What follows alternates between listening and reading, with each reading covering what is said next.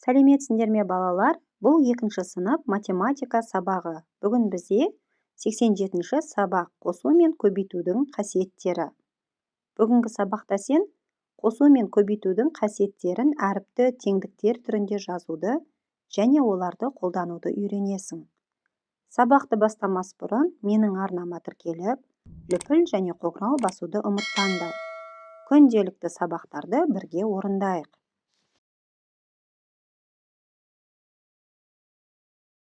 Нөмірі 1 есеп. Мәндері бірдей өрнектерді тауып, мақалдарды оқы. Осы өрнектерді салыстыр.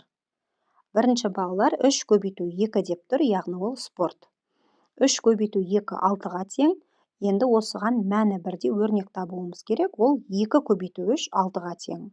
Сонда балалар спорт, денсаулық кепілі деген мақал шығады екен, балалар.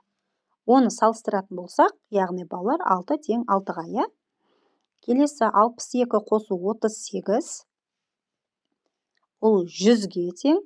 Дәл осы мәні 100-ге тең өрнекті табуымыз керек. Сонда 38 қосу 62.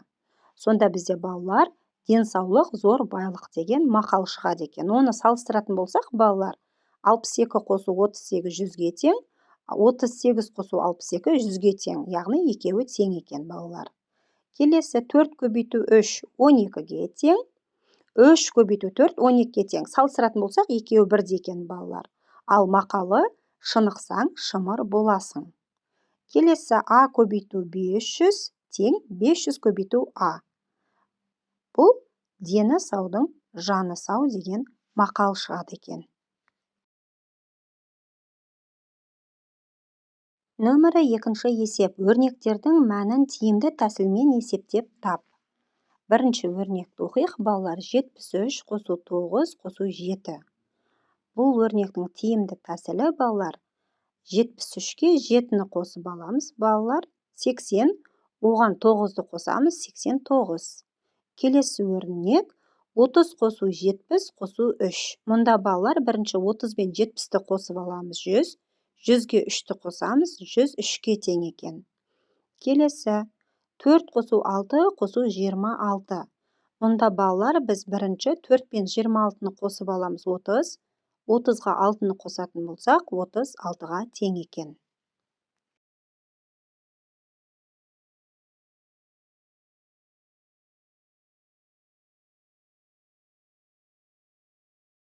Нөмірі 3 есеп. Әр сурет бойынша 2 көбейтінді құр. Көбейтінділердің мәндерін салыстыр. Бірінші суретке назар аударайық, балалар. Мұнда бізде көлденең 3, тігінен 5 болып тұр, балалар. Сонда 3-ті 5-ке көбейтеміз, тең 15-ке. Көбейтінділердің орнын ауыстырамыз, яғни 5 көбейту 3 тең 15-ке. Мәндерін салыстыратын болсақ, балалар, 15 тең 15-ке. Келесі екінші суретте, балалар, көлденең 4 қатар екен, тігінен 5 қатар, балалар. Енді біз 4-ті 5-ке көбейтетін болсақ, 20. Көбейткіштердің орнын ауыстырамыз, 5 көбейту 4 тең 20-ға. Көбейтінділердің мәнін салыстыратын болсақ, балалар, 20 тең 20-ға. Келесі сурет 5 тігінен санағанда да 5, көлденең санағанда да 5 екен, балалар. 5-ті 5-ке көбейтеміз, 25. Екінші көбейтінді құратын болсақ та, балалар, 5 көбейту 5 тең 25-ке. Енді көбейтіндінің мәнін салыстыратын болсақ, 25 тең 25-ке.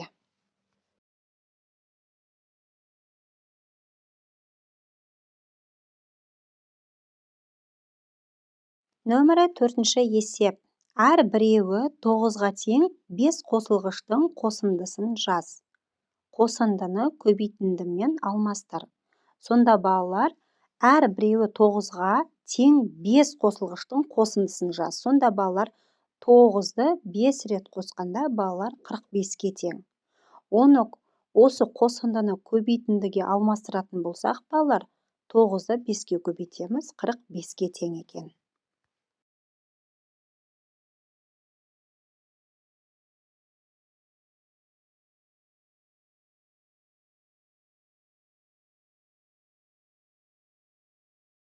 Ережеге назар аударайық, балалар. Қосу мен көбейтудің қасиеттерін әріпті теңдік түрінде жазуға болады. Кез келген А және Б сандары үшін А қосу Б тең Б қосу А-ға және А көбейту Б тең Б көбейту А-ға. Кез келген А, Б және С сандары үшін А мен Б-ның қосындысына С-ны қосамыз, тең А қосамыз, А-ға қосамыз Б мен С-ның қосындысын, тең А мен С-ның қосындысына қосамыз Б-ны. Келесі нөмірі 5 есеп. Өрнектерді салыстыр. 46 қосу Б кем Б қосу 48-ден. Б көбейту 5 тең 5 көбейту Б-ға. Мұнда балалар көбейткіштердің орны ауысып тұр. Келесі 3 көбейту 4 артық 4 көбейту 2-ден. Б мен 13-тің қосындысы қосу 27 кем 39 қосу Б мен 27-нің қосындысынан. 6 көбейту 5 кем 7 көбейту 5-тен.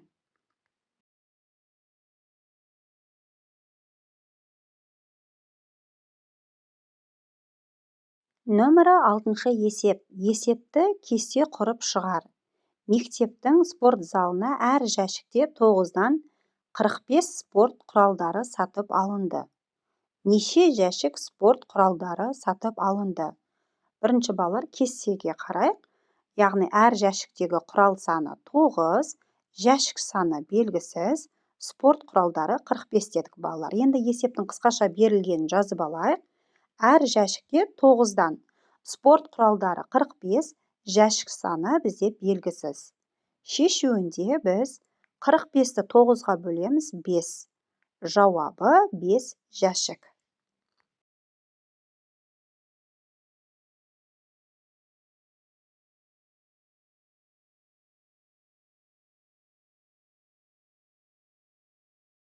Нөмірі 7 есеп. Амалдардың белгісіз компоненттерін тап. Мұнда балалар бірінші 8 көбейту 3 24-ке тең. Яғни 24-ке біз 4 санын қосатын болсақ 28-ге тең болады. Сонда мынау бос орында балалар 4 саны тұрады екен. Келесі, мұнда 4 көбейту дедік балалар, бос орынға мен 5-ті қойдым. Себебі мұнда 6-ға 3-ті көбейтсек 18, 18-ге 2-ні қосатын болсақ 20. Сонда балалар 4 көбейту 5 20. Мұнда 6 көбейту 3 18, 18 2-ні қосатын болсақ 20. Сонда 20 тең 20-ға болады. Келесі, 5 көбейту бос орынға 4 қойдық. 5-ке 4-ті көбейтсек 20-ға тең. 4 көбейту 5 тең 20-ға. Келесі, 2 көбейту бос орынға 8 санын қойдық. Сонда 16 тең 16 қосу 0 16.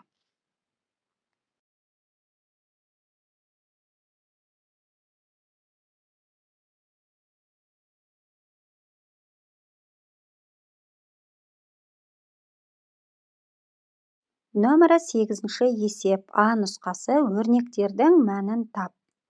64 қосу 8 қосу 26. Бірінші балалар 64-ті 26-ға қосып алсақ балалар 90. 90-ға 8-ді қосатын болсақ 98-ге тең. Яғни тиімді тәсілмен шығардық. Келесі өрнек 32 қосу 15 қосу 25. Мұнда балалар 15-ті 25-ке қосып аламыз 40. 40-қа 32-ні қосатын болсақ 72-ге тең екен. 8 есептің ә нұсқасы салыстыр. А көбейту 2 тең 2 көбейту А-ға. 200 көбейту 4 кем 4 көбейту 300-ден. 7 көбейту 2 қосу 7 кем 7 көбейту 4-ден. Б көбейту 3 азайту Б тең Б көбейту 2-ге.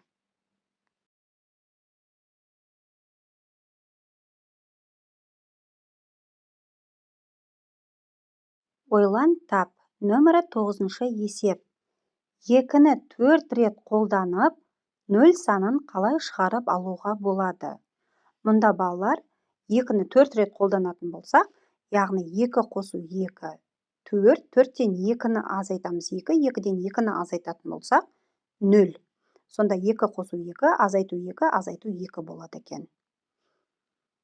Осымен балалар, бүгінгі сабағымыз аяқталды. Келесі сабақта кездескенше.